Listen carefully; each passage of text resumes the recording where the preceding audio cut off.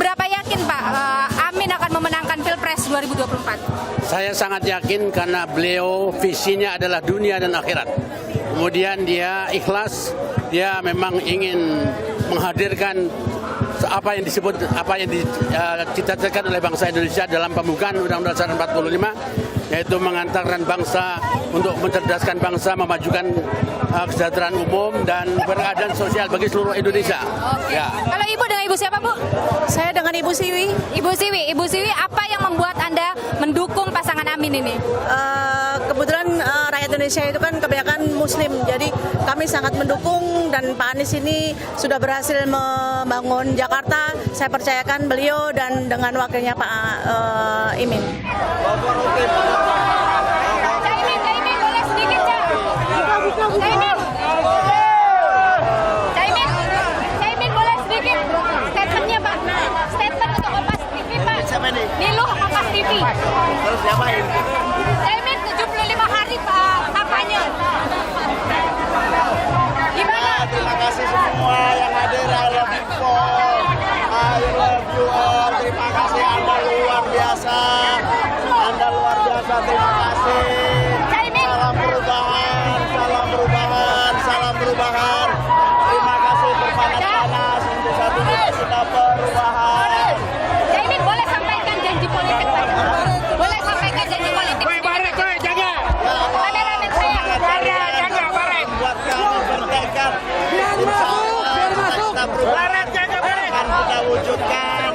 Kita akan melahirkan perubahan yang adil, perubahan lebih adil, perubahan lebih terbuka, demokrasi yang bersih, demokrasi yang bertanggung jawab.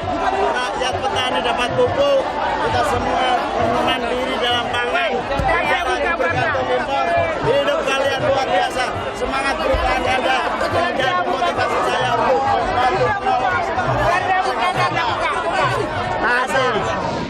Gus Imin, ini kampanye hanya 75 hari. Anda yakin bisa meraup suara dalam Insya waktu Allah 75 semua hari? sudah menangkap pesan perubahan. 75 hari waktu untuk kampanye. Pak Anies sudah menentukan strateginya Pak, seperti apa? Akan seperti apa, Pak? Akan ke arah mana dulu, Pak, untuk rebut suara, Pak? Bapak, semuanya. Aduh. Apa meja, Pak? Apa, Bu? Apa, Bu? Ayo enggak?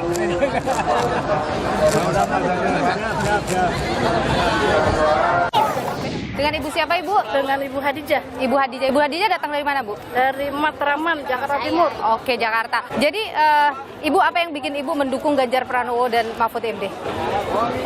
Ganjar dan Mahfud MD itu orangnya membaur ke masyarakat terkecil. Orangnya pokoknya super top markotop deh. Tidak ada orang yang seperti Ganjar atau Pak Mahfud yang tegas, santai, tapi tujuannya oke. Oke. Ya. Kalau Ibu, kenapa Ibu mendukung? Sama karena Bapak Ganjar itu orangnya membaur, merakyat, dekat sama kita seperti Oke. sama. Ibu yakin nggak kalau Pak Ganjar dan Pak Mahfud bisa menang Oh, Pilpres? yakin, Yakin. satu Putaran menang. Ganjar Mahfud menang. Ganjar Mahfud menang. Suatu optimisme untuk memenangkan ini, Mbak? Semangat terus untuk Indonesia. Oke, baik. Dengan Kompas TV, Pak. Pak Arsyad, apa strategi memenangkan suara rakyat dalam hanya 75 hari, Pak, nanti ini? Yaitu dengan mendengarkan rakyat dan masuk ke pengertian apa yang rakyat tahu. Oke. Dan itu yang bisa dilakukan oleh Mas Ganjar dan juga Pak Mahfud. Fokusnya di mana, Pak? Emang Jawa Timur yang akan jadi fokus utama, Pak? Semuanya menjadi fokus. Oke, dengan mengambil Pak Mahfud artinya mungkin untuk merebut suara NU, benar, Pak? Kita bukan berebut, kita mencari apa yang ada mereka. Anda optimis suara NU, Pak? Pak Mahfud, izin dengan Kompas TV sebentar, Pak Mahfud, ya. Pak Mahfud, Anda yakin bisa mendapatkan suara rakyat di Jawa Timur, Pak? Jawa Timur. Apa strategi, Pak, untuk bisa mendapat? Pak Mahfud, apa strategi Anda untuk dapat suara di Jawa Timur, Pak? Sebentar aja, Pak Mahfud, satu pertanyaan lagi, Pak Mahfud. Apa strategi untuk dapat suara di Jawa Timur, Pak? Sering pulang kampung.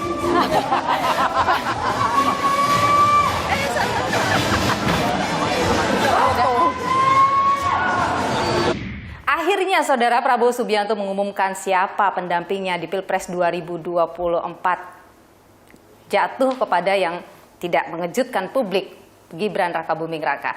Kita perbincangkan hal ini termasuk juga bagaimana ini nanti menatap masa-masa kampanye yang cukup singkat, hanya 75 hari nanti. Sudah bersama saya Ketua Harian Gerindra, atau Partai Gerindra, Sufmi Dasko Ahmad. Bung Sufmi, terima kasih sudah bersama Niluh. Sehat selalu. Sama-sama. Oke, akrabnya sebenarnya Bang Dasko saya memanggilnya ya. Jadi Bung Dasko, kenapa sih lama sekali baru mengumumkan?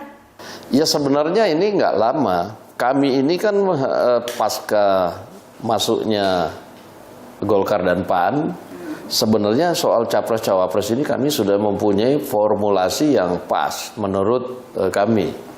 Formulasi yang pas itu adalah para partai pendukung koalisi itu menyerahkan sepenuhnya soal Cawapres kepada Pak Prabowo Subianto.